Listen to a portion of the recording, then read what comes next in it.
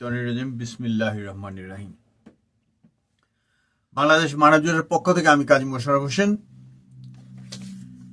আজকে যদি আমরা দেখি যে ওই ভারতের ওই পশ্চিমবঙ্গ এখন অবশ্য বাংলা বলে আর কি, তারা এখন বাংলায় কথা বলা নিয়ে কান্দাকাটি শুরু করে দিছে। কারণ ওই বিজেপি আছে দিল্লিতে বৈশা, এই গুজরাটি, মারাঠি, মধ্যপ্রদেশ, উত্তরপ্রদেশ এর অংশ বিশেষ এবং রাজস্থানী, এই চারটা হলো হিন্দুস্তান।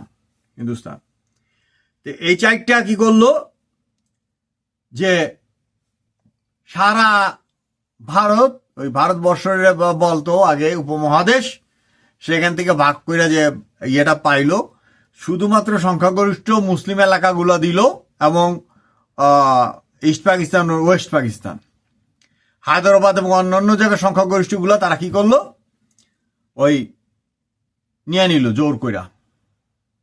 বল্লভ বা ভাল্লুক প্যাটেল এগুলো সব নিয়ে গেল। তখন খুব খুশি, বাংলা ভাগ হইতেছে। তখন অবশ্য আমাদের কবিগুরু রবি ঠাকুর বেঁচে নাই, যিনি একক বাংলায় গান গেয়েছিলেন একক বাংলার জন্য। যাই হোক, 47 তো তিনি আর বেঁচে ছিলেন না। তা আজকে পশ্চিমবঙ্গে নাকি কান্না শুরু হয়েছে এবং ওই সময়ে শ্যামাপ্রসাদ বা কালা মুখার্জি, তারা কি করলো, একটা হিন্দু জয়গান বানাইলো। কিসে জয়গান? ওই যে শিবাজি, যাকে আওরঙ্গজেব একবার, দুইবার, তিনবার বন্দি করছিল, কিন্তু তার কর্মচারী বা জায়গির, ওর বাবা তাকে 2টা জায়গির দিছিল। কিন্তু সে কি করলো, প্রথমেই একটা জায়গির থেকে সে স্বাধীনতার ঘোষণা করলো। মানে অকৃতজ্ঞ আর কি যাকে বলে এই শিবাজি। কেন এই কথা তুলে আনলাম? এই কারণে যে 47 যখন পূর্ব পাকিস্তান, পশ্চিম পাকিস্তান ইত্যাদি ইত্যাদি হবে বা মুসলিম সংখ্যাগরিষ্ঠ এলাকা নিয়ে, তখন এই কালা মুখার্জি কি করলো, এই গানটা উড়াইলো যে সে 2বার করে দেখা গেল যে ওই বাংলার মন্ত্রী হইতে পারে না, মুখ্যমন্ত্রী হইতে পারে না, বা কলকাতার মেয়রও হইতে পারে না। সে প্রতিযোগিতা করছে কার সাথে? 2 হ্যাকার বলা, একটা হলো আমাকে বরিশাল একে বদলহাট, আর একজন ছিল উর্দুভাষী হোসেন সৈয়দ সরওয়ার্দী। কিন্তু যখন পারলো না, তখন চিন্তা করলো যে তার যদি কিছু হইতে হয় তাহলে কি করতে হবে, বাংলাটারে ভাগ করতে হবে। এই কালা মুখার্জি বা শ্যামা মুখার্জি কি করলো, কংগ্রেসের লগে হাত মিলাইয়া বাংলাটারে কিন্তু ভাগ করে খাইলো, ভাগ করে মন্ত্রী হইলো। এবং সে কাশ্মীর যে পাকিস্তানকে দিয়ে দেবে, পাকিস্তানকে আলাদা একটা রাজ্য বানাইতে পারতো, মানে স্টেট কান্ট্রি বানাইতে পারতো, যে ওই 2 পাকিস্তান মিলাইয়া আর একটা দেশ হবে। কিন্তু এই কংগ্রেস কি করলো, সেইটা হইতে দিল না। ওই জিনিসটা ঝুলায় রাখলো। আজকে চায়নার চেয়ে এই ভারত কিন্তু আগে স্বাধীন হয়েছে।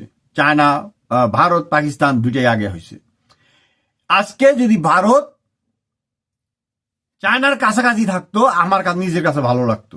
প্রতিবেশী রাষ্ট্র ভালো থাকলে, হ্যাঁ অনেক সময় আসে কাজ করার জন্য যায়, যেমন আমেরিকায় কাজ করতে আসে, কানাডার থেকেও থাকে না, চলে আসে। তারপরে আমেরিকার ইয়েতে যারা আছে, দক্ষিণে সাউথে যারা আছে, মেক্সিকো টেক্সিকো সব জায়গার থেকে আমেরিকা থেকে কি করতে জন্য আসে, কাজ করার জন্য আসে। অনেকে মৌসুমি কাজ করে, অনেকে 1 বছর কাজ করে বা 9 মাস কাজ করে আবার চলে যায় দেশে, আবার আসে। কিন্তু এই হিন্দুত্ববাদী সরকার এখন বর্তমানে শুধু সেই না, এই বিজেপিও একই কাজ করছে।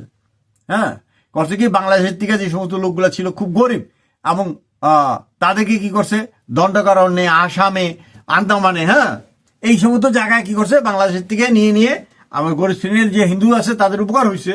এবং বাংলাদেশে এত বেশি গণবসতি, আজকে যদি তারা থাকতো তাহলে তো গণবসতি আরো বেশি হইতো। কিন্তু সেটা আমার বক্তব্য না। বেশি হলে বেশি নিয়েই থাকতাম আমরা, আমাদের দারিদ্র নিয়ে আমরা সুখী থাকতাম।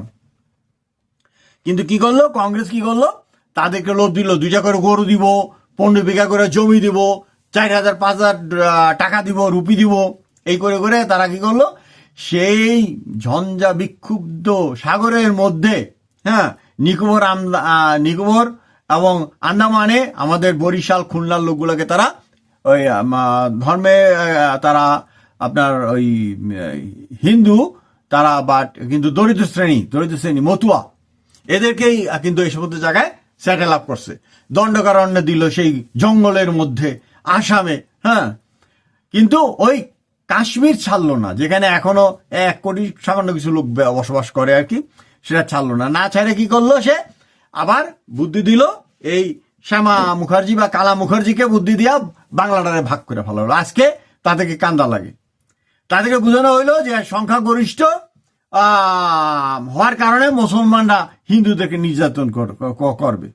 হ্যাঁ, এই কথা বইলা তারা বাংলাটারে ভাগ করে দিল। এখন বাংলায় পর্যন্ত কথা বলতে পারতেছে না। এখন তাদের অবস্থা হয়েছে হয় কেরালার মতো ইংলিশে যাইতে হবে, নলে তাদেরকে ওই হিন্দিতে যাইতে হবে। হ্যাঁ, তো আর বাংলা ভাষায় তাদের থাকার কোনো সম্ভাবনা নাই। এদিকে আছে আমাদের ত্রিপুরা, সেখানেও আমাদের যে মুখ্যমন্ত্রী, তিনিও আমাদের এই চাঁদপুরের ছেলে। হ্যাঁ, চাঁদপুরের ভদ্রলোক, সেখানে সে বেড়াইতেও তার আত্মীয় স্বজন এখনো বর্তমানে আছে। আসামে আছে, হ্যাঁ, আমাদের এলাকার লোকও আছে আসামে, মাদারপুর সাইডের এলাকার লোকজন আসামে আছে। এই জঙ্গলগুলোর মধ্যে তাদেরকে নিয়ে বসত বাড়ি দিছে, সবকিছু ঠিক আছে। এখন হলো কি, তাদের এই ভাগের ফলে তাদের মুখের ভাষা এখন সেটাও কেড়ে নিয়ে যাচ্ছে। এবং আরো দেখা যাচ্ছে যে পশ্চিমবঙ্গের আবার 2টা ভাগ করবো, দার্জিলিং সাইডটাকে আলাদা করে ফেলতে, ছোট্ট একটু স্টেট, হ্যাঁ, বাংলাদেশের অর্ধেকেরও কম, বা 50% হইতে পারে, সেটাকে আবার ভাগ করবে কেন? তাহলে এই যে ভাষার যে প্রতিবাদ, এই প্রতিবাদটাকেও তারা ভেঙে দিতে চাইতেছে। কারা? ওই হিন্দুস্তানিকে, ওই মারাঠা, ওই গুজরাটি, ওই রাজস্থানের যে লোকগুলো আছে, এরাই কিন্তু এই 47 সাল থেকে এই ইন্ডিয়াকে শাসন করতেছে। তো বলেছিলাম যে কথা, যে এই যে শিবাজি যে ছিল, খুব সুখে থাকতে পারত আওরঙ্গজেবের অধীনে থাকলে, একটা রাজ্য নিয়ে সে খুব ভালোই সুখে থাকতে পারত। তার যে ক্ষমতা ছিল, তার বাবার ছিল 2টা জায়গায়, সে 4টা পাইতে পারত, 5টাও পাইতে পারত। কিন্তু সে যদি এই গাদ্দারি না করে, এই যুদ্ধ বিগ্রহ না জড়াইতো আওরঙ্গজেবের সাথে, তার জড়ানোর ফলে হয়েছে কি, এই বাংলার দিকে আওরঙ্গজেব খেয়াল দিতে পারে নাই। এই বর্গী, এই মারাঠারা, হ্যাঁ, আসছে, বাংলা লুট করছে। এবং লুটটা করছে কোথায় জানেন? হিন্দু বড় বড়, কারণ ওই সময় যারা ছিল মুসলমান আর কি, হ্যাঁ, কারা ছিল খুবই গরিব। হ্যাঁ, তো যারা আইসা লুটটা করতো কি মারাঠারা, এই হিন্দুদের যত ধন সম্পদ ছিল, কারণ বাংলা ছিল খুবই সমৃদ্ধ ওই সময়, তাদের হিন্দুদের বাড়ি ঘর সমস্ত কিছু লুটপাট করে নিয়ে যেত এই মারাঠারা। তা যদিও তারা ধর্মে ছিল হিন্দু, কিন্তু তারা লুটপাটটা ওই হিন্দুদের উপরই করতো। তার মানে দেখা যায় যে পাকিস্তান যে 23 বছর শোষণ করছে, সেটা কিছু করতো, এক মুসলমান করতে আরেক মুসলমান, এক হিন্দু করতে আরেক, মানে ধর্ম ইজ নাথিং এ ফ্যাক্টর, এইভাবেই করে থাকে আর কি। তা আজকে কেন কান্দাকারি করেন? এখনো সময় আছে, বলেন, গণভোট দেন।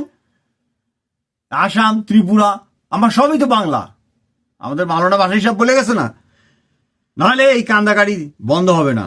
এই কারণে যে ওই যে হিন্দুস্তানি নির্যাতন, তারা আর কি করে, তারা ধর্মকে ব্যবহার করে। কংগ্রেস ব্যবহার করছে ধর্মের আবরণে না, কিন্তু টার্গেট একটাই, হ্যাঁ, যে কোনো উপায় হোক রাজ্যের এলাকা বাড়াইতে হবে, শান্তিতে থাকতে দেওয়া হয় না। বাঙালি জাতিকে অস্বীকার করছিল। হ্যাঁ, আর আপনারা বাঙালি যারা মুসলিম বাঙালি ছিল, তাদেরকে অস্বীকার করলেন বাংলা ভাগের মাধ্যমে।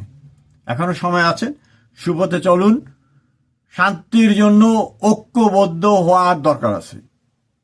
কারণ ভাসানী বলছিল না যে বাংলা আমার, পশ্চিম বাংলা আমার, আসাম আমার, ত্রিপুরা আমার। হ্যাঁ, এগুলো তো আসি, সেই দণ্ডকারণ্য পর্যন্ত আমাদের বাংলা এখন বিস্তৃত। ওড়িশার কিছু অংশ এবং বিহারের পূর্বাঞ্চল সবই কিন্তু আমরা বাংলা। ওই শরৎ চ্যাটার্জি আছে, ওনার যে শ্রীকান্ত উপন্যাসটা আছে, তো ওনার উপন্যাসটা যদি আপনারা পড়েন, তাহলে বুঝতে পারবেন, সেই একেবারে সেই বার্মা থেকে নিয়ে শুরু করে সে একেবারে সে পাটনা পর্যন্ত, হ্যাঁ, ওনার যে রাজত্ব, উনি যে এখান থেকে পরিভ্রমণ করেছেন, পুরোটাই কিন্তু বাংলা।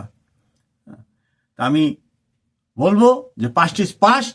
এখন অধিকারের প্রশ্নে অবশ্যই সমগ্র বাংলা, পশ্চিমবঙ্গ বা বাংলা, আসাম, ত্রিপুরার একত্র হওয়ার সময় এসেছে।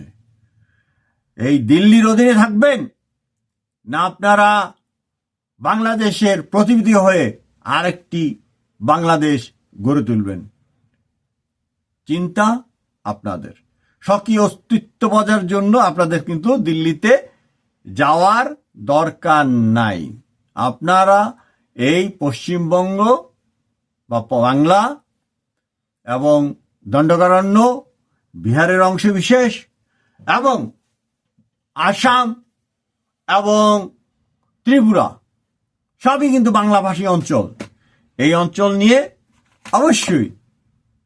অবশ্যই একটি সুন্দর বাংলা ভাষার দেশ গড়ে তুলতে পারেন। চিন্তা আপনার, ভাবনা আপনার, কিন্তু আপনার অধিকার যদি আপনি চান তবে এর কোনো বিকল্প আছে বলে মনে হয় না। কারণ যেভাবে এই গুজরাটি, রাজস্থানী এবং মধ্যপ্রদেশ, উত্তরপ্রদেশ যেভাবে আপনাদেরকে ভাষার শাসন শোষণ চালাচ্ছে, তাতে এছাড়া আর আপনাদের উপায় কি? আপনাদের মঙ্গলময় শেষ করছি। বাংলাদেশ মানব জোটের পক্ষ থেকে কাজী মোশাররফ হোসেন। আসসালামু আলাইকুম।